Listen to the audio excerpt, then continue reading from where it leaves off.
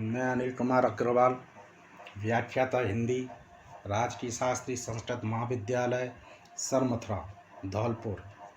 मैं आज प्यारे बच्चों शास्त्री द्वितीय वर्ष के प्रथम पत्र के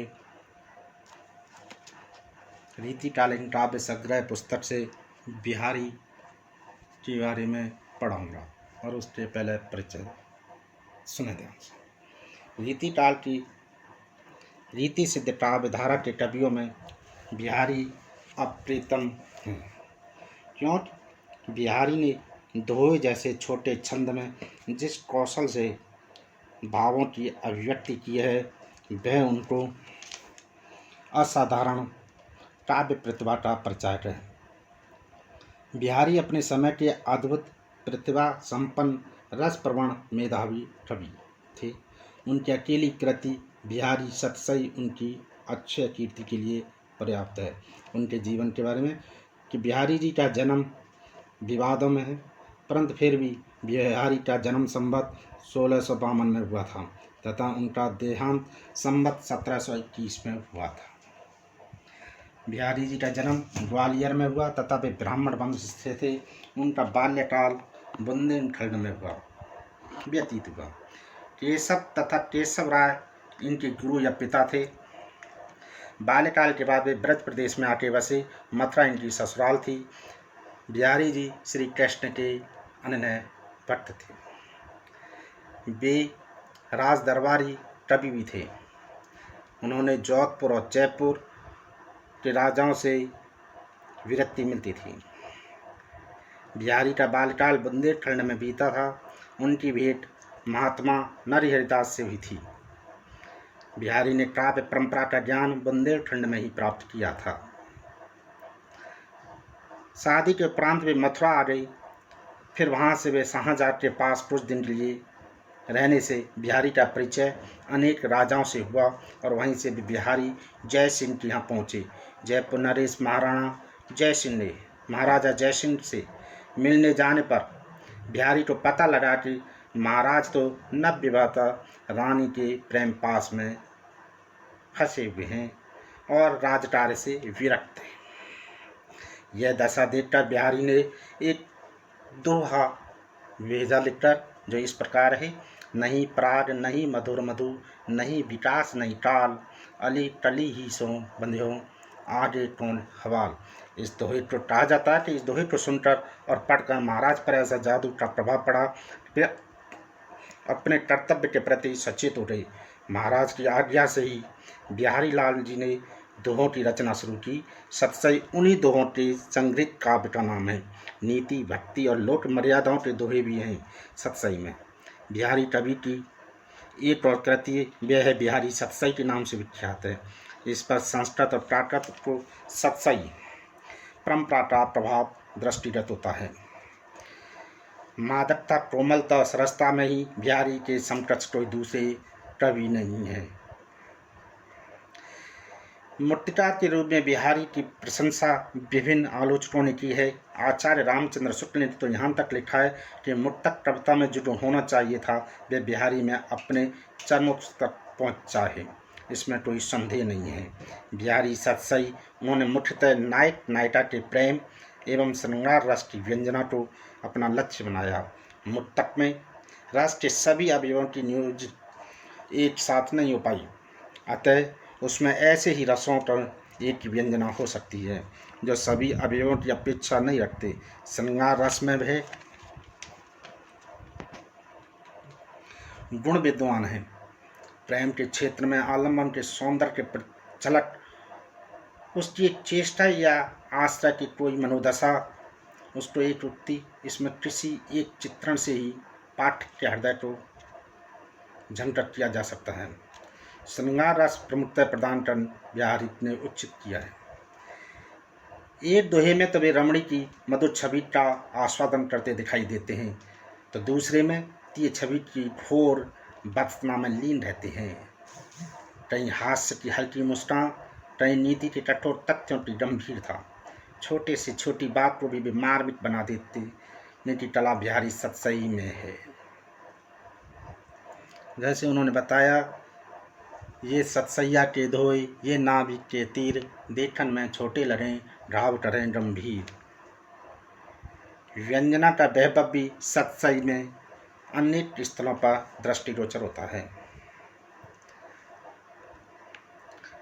जैसे जैसे सूरवीर शासक के हृदय को भी उन्होंने अपने व्यंग्य के तीरों से बेधने में सफलता प्राप्त की। नहीं पराग नहीं मधुर मधुर, नहीं विकास ये टाल, अले कली ही शोभन्यो आगे टोनवाल, स्वारत सुकृत न श्रम वृथा, देख के विहुंड विचार, बाज प्राय पान परे, तू पक्षिण न मार। भाषा में कोमलता, सरसता और नाद, सौंदर्य का गुण भी बिहारी सतसई के दोहों में दिखाई देता है।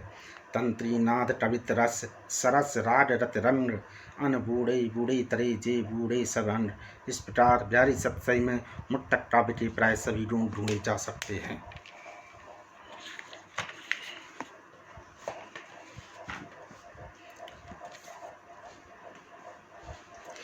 अब बिहारी पुस्तक देखें।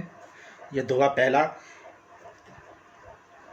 मेरी बबवादा हरो राधा नागर सोई, जा तन की झाई परे, श्याम हरित दुति होई। कठिन शब्द ये भव संसार है। नागर चतुर या नगर में रहने वाले, दुति माने कांति। इसमें बिहारी जी ने मंगलाचरण किया और मंगलाचरण में प्रार्थना करते हुए राधा के स्वरूप के वर्णन करते हैं और कहते हैं कि हे राधे, हे चतुर राधा, मेरे सांसारिक कष्टों का निर्वाण करें। उनके शरीर का प्रतिबिंब पड़ने से भगवान श्री कृष्ण के शरीर की आभा भी हरित हो जाती है। हे राधा, हे चतुर राधे, मेरी सांसारिक बाधाओं को हटाएं, मेरे लक्ष्य को प्राप्त करें जिससे मैं उन्हें पा सकूं। हे राधा, जिनकी परछाई पड़ने मात्र से श्री कृष्ण खुश हो जाते हैं, मात्र परछाई मात्र से सर्वसमर्थ भगवान प्रसन्न होते हैं, तो मेरी प्रार्थना से वे मुझ पर अवश्य कृपा करेंगे। या फिर सुनहरे रंग के साथ में श्यामा रंग मिश्रण से हरा रंग बनता है, इसी प्रकार राधा की कांति से श्री कृष्ण के सांवले रंग पर पड़ने से कृष्ण खुश हो जाते हैं। इसलिए हे पे राधा जी, मेरी बाधाओं को अपने प्रतिबिंब मात्र से दूर करें। दूसरा देखें, तज तीरथ हर राधका, तन दुत हर अनुराग, जय ब्रज केल निकुंज मर, पग पग होत प्रयाग। कठिन शब्द है। तन शरीर, दुति कांति, मर रास्ता। इसमें भगवान कवि व बिहारी ने राधा कृष्ण की युगल मूर्ति की उपासना की, आराधना की। वे बताते हैं कि हे मन, तज तीरथ हर राधका, तन दुत कर अनुराग। हे मन, तुम समस्त तीर्थों का त्याग करके केवल उस प्रभु श्री कृष्ण का ध्यान कर, राधा का ध्यान कर, जिनकी कांति से प्रेम कर, जिनके स्मरण मात्र से क्या जेह ब्रज केल निकुंज मर, पग पग होत प्राण। जिनके चरण चिन्हों से, पग चिन्हों से ब्रज की डलियां, निकुंज, क्रीड़ा स्थल क्या है, प्रयाग के समान पवित्र तीर्थ स्थल बन गए हैं। तीसरा देखो, नाच अचानक ही उठी, बिन पावस बन मोर, जानत हो नंदित करी, यह दिश नंद किशोर। पावस वर्षा, नंदित आनंद करना, नंद किशोर श्री कृष्ण। कोई नायक की सखी ब्रह व्याकुल थी तो उसको वो तसल्ली देती हुई कहती कि हे सखी, देखो इस वन में अचानक ही बिना वर्षा के नाच अचानक ही उठे, बिन पावस बन, बिना बादलों के, बिना वर्षा के बादलों के अचानक मोर नाचने लगे। तो ऐसा लगता है जैसे जानत हो नंदित करी, यह दिस नंद किशोर। ऐसा लगा श्री कृष्ण को उन्होंने देखा और वे आनंद करने के लिए वन विहार पर निकल पड़े हों, अर्थात तुम्हारे लिए वे यहाँ आए हों, क्योंकि श्री कृष्ण को देख करके मोर मेघ समझ बैठे और वे आनंदित होकर नृत्य करने लगे। चौथा, कहत नटत रिजत खिजत मिलत खिलत लज्जात, भरे नैन में टरत हूँ नैनन ही सो सब बात। नटत माने स्वीकार करना, मना करना, खिजत खिसिया जाना, खिलत माने खुश होना। बिहारी जी ने नायक नायिका के नेत्र संकृत और लज्जा के बारे में बताया है, जो कि श्रृंगार रस से है। ये सखी दूसरी से कहती है कि नायक और नायिका भरे हुए भवन में सब व्यक्तियों के सामने एक दूसरे को संकेतों में बात करते हैं। क्या कहत नटत खिजत खिजत मिलत खिलत लज्जात, भरे भवन में टरत हैं नैनन ही से बात। अर्थात वे नेत्रों के नायक नेत्रों से नायिका को संकेत करता है अविसार के लिए, तो नायिका नट जाती है। नायिका के नटने पर नायक खींचता है, परंतु उससे नायिका और भी खींचती है। इस तरह संकेत करते रहने से जब उन दोनों के नेत्र प्रेम बस एक दूसरे को मिलते हैं तब वे खुश हो जाते हैं, परंतु वह अन्य लोगों को देखकर उन्हें लज्जित होते हैं। नेह न पांचवा, नेह न नैनन को कछु उपजी बड़ी बलाई, नीर भरे नित प्रीत प्रत्य रही, तो न प्यास बुझाई, नेह प्रेम तेल। मान लीजिए यह बलाई कष्ट। नायिका अपनी सखी से बताती है, कहती है कि नेत्रों की व्यथा अनंत है, इसका कोई अंत नहीं। कि कहती है कि हे सखी, नेह ना प्रेम नहीं है, नैनन में प्रेम रूपी तेल नहीं है।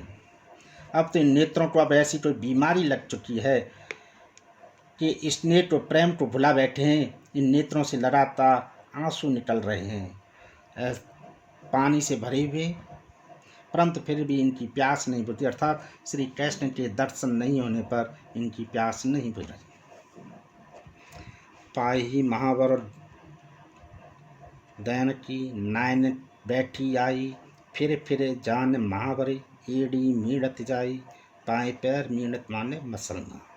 इसमें नायिका के रूप के एड़ियों के रूप के बारे में कवि बिहारी बताते हैं। नायक से नायिका की एड़ियाँ की भी इतनी लाल हैं कि नायन उस नायिका के पैरों में महावर लगाने के लिए बैठ गई। उस नायिका की एड़ियाँ भी महावर की भांति लाल थीं, तो वे भ्रम पर पड़ गई कि उसकी एड़ियों को बार बार वो मलती रहती है। अब वो समझती है कि महावर ये छूट रहा है, एड़ियों को ही महावरी समझकर मलती रहती है। सातवां देखो, मंडल बिन सुरंग सस केसर आड़ गुरु, इट नार लही सन रस में किए लोचन जरत। मंडल कल्याणकारी या एक नक्षत्र है, सुरंग लाल, आड़ माने तिरछा, तिलक, गुरु बृहस्पति नारी स्त्री या राशि, रस में प्रेम में। बिहारी ने श्रृंगार विलास का वर्णन किया है कि एक नायक ने नायिका के आभूषणों को सजा हुआ देख लिया और उसके मन में नायिका के प्रति प्रेम उत्पन्न हुआ। उसी के बारे में कवि बताते हैं कि नायिका के मंगल बिंदु सुरंग मुख सस केसर आड़ गुरु, नायिका के ललाट पर सुंदर लाल बिंदु रूपी मंडल, मुख रूपी चंद्रमा और केसर का पीला आड़ा तिलक बृहस्पति। इन तीनों नक्षत्रों को एक ही नारी ने ग्रहण करके, एक नारी लिहिए संग, एक नारी ने अपने संग में ले रखा है रस में के लोचन जनक, तो मेरे लोचनों के संसार को रस में कर दिया। अर्थात नायिका के ललाट पर लाल बिंदी, सुंदर मुख, केसर रूपी तिलक होने के कारण मेरे नेत्रों को प्रेम में और सजल कर दिया। आठवां, अन्य नट जगमरे, दीप सिखासी रहे, दिया बड़ा यूं रही, बड़ा उपीचे रहे, नर नरीना आभूषण बढ़ाए माने बजाने पर। एक सखी नायक के पास जाती है और अब सखी नायिका के रूप का वर्णन करती हुई कहती है कि नायिका के शरीर की कांति अत्यंत सुंदर है, उसके प्रत्येक अंग अंग में मोती और नगीनों से जड़ित आभूषण है, उसकी कांति से उसका शरीर दीप शिखा के समान चमक रहा है। इस कारण घर में अगर दीपक भी बुझा दिया बढ़ाऊं, अगर दिया भी बढ़ा दिया जाए फिर भी घर के अंदर अत्यंत ही प्रकाश रहता है। अर्थात दीपक के बुझ जाने पर भी नायिका की शारीरिक चमक से घर में प्रकाश हो रहा है। भूषण भारू सवार हैं, क्यों यह तन कुमार, सूदे पायन धर परें सुवाही की भार। इसमें कवि कहते हैं नायिका को देखकर उसकी सखी क्या नाच से कहती है कि उसने शरीर पर, उसका कोमल शरीर है और आभूषणों के भार वो कैसे संभाल सकती है, कि भूषण भार आभूषणों के भारों को वो संभाल क्यों, कि उसका शरीर अत्यंत सुकुमार है।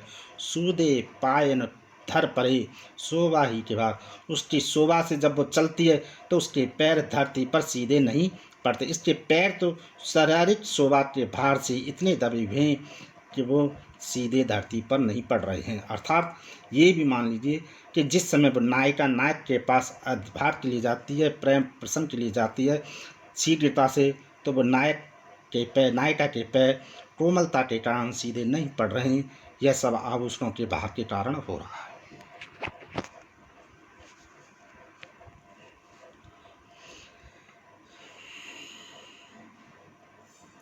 या अनुरागी चित्त की, 11 नंबर, या अनुरागी चित्त की गत समझे नहीं कोई, ज्यों ज्यों बूढ़े श्याम रंग त्यों तो उज्ज्वल होई।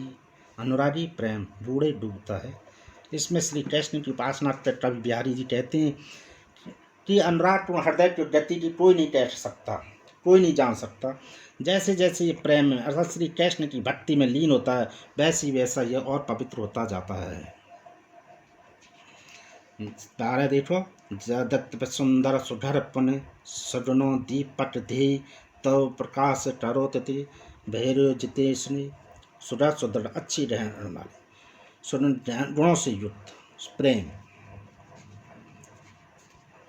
नायिका को जब स्नेह व्यवहार होता है तो उसके बारे में बताया है। कवि बिहारी जी कहते हैं कि नायिका से कहती हैं या एक सखी दूसरी सखी से कहती है, यद्यपि तुम सुंदर हो, तुम्हारा शरीर रूपी दीपक सब गुणों से संपन्न है, बत्ती युक्त है, फिर भी स्नेह रूपी तेल के बिना उसमें प्रकाश नहीं हो सकता है।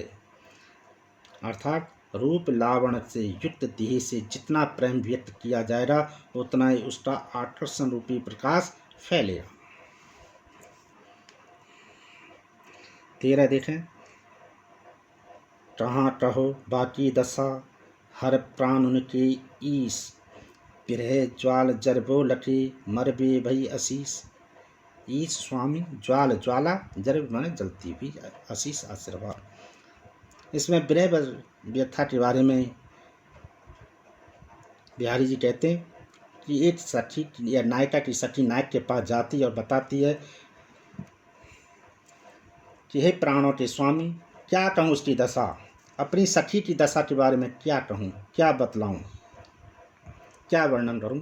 उसे इस प्रकार का विरह की ज्वाला में जलती हुई देखकर मुझे ऐसा लगता है कि मरना ही उसके लिए अब आशीर्वाद हो जाए। अर्थात विरह की अत्यंत व्याकुलता की दशा में तो उसका मर जाना ही अच्छा।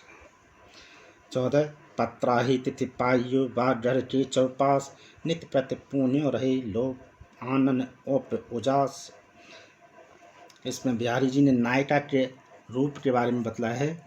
नायिका की सखी नायक से उसके मुख की प्रशंसा करती हुई कहती है कि उसका मुख चंद्रमा के समान है, पूर्णमासी के चंद्रमा के समान। उसकी छवि के आलोक से उसके घर के आसपास के नित्य प्रति पूर्णिमा को ही माना भ्रांति हो जाती है। केवल पत्रा के द्वारा ही वास्तविक तिथि का पता चल पाता है। निस्यंध्यारी नीलपट पेर चली पियघी, रहो दुराई त्यों करे दीप सिकासी दे। निसी रात पट वस्त्र ढेर मानी ठहर। नायिका के रूप के बारे में बताते हैं। जिस समय रात में अपने नायक से मिलने जाती है उस समय कि उसने श्री कृष्ण के पास जाती है तो नायिका को देखकर दूसरी सखी कहती है कि अंधेरी रात में उसने नीली निस अंधियारी रात्रि में, रात्रिकालीन समय में नीले रंग की साड़ी पहन रखी और अपने पति के घर के नायक के घर की तरफ चली जा रही है। कहो दुराई क्यों करे, परंतु तू ही बता कि क्या बुराई, कि उसके दीप सिखाए उसका शरीर जो स्वर्ण में चांदी में प्रकाशमान है, इस अंधेरे में भी छिपाने पे भी नहीं छिप पड़ा है। अर्थात अंधेरे में भी उस नायिका का शरीर स्पष्ट दिखाई दे रहा है। औंधाई शीशी सुलठ बिरह बरन बिललाट, बीचई सूट गुलाब रो छूटी हुई न रात। ऊँघाई उधेड़, उल्टा कर देना, फैलाना। बरन माने जलती हुई, बिल्लात माने बिलाप करती हुई। इसमें नायिका की विरह दशा के बारे में बिहारी जी बताते हैं। यह एक विरह रूपी नायिका की सखी नायक से जाके कहती है कि मैंने उसे विरह की लपटों में जलते हुए देख करके उसकी रक्षा करने के लिए शीतल गुलाब के जल की शीशी पूरी की पूरी उड़ेल दी। फिर भी परंतु उसकी विरह की लपटों में इतनी तीव्रता थी कि बीच में ही सूख गई, अर्थात एक बूंद भी नायिका के शरीर को स्पर्श नहीं कर सकी, अर्थात उसका ताप विरह अत्यंत ही भयंकर हो उठा। अब बच्चों ये पाठ पूरा हुआ बिहारी का। अगले दिन देव का पढ़ेंगे।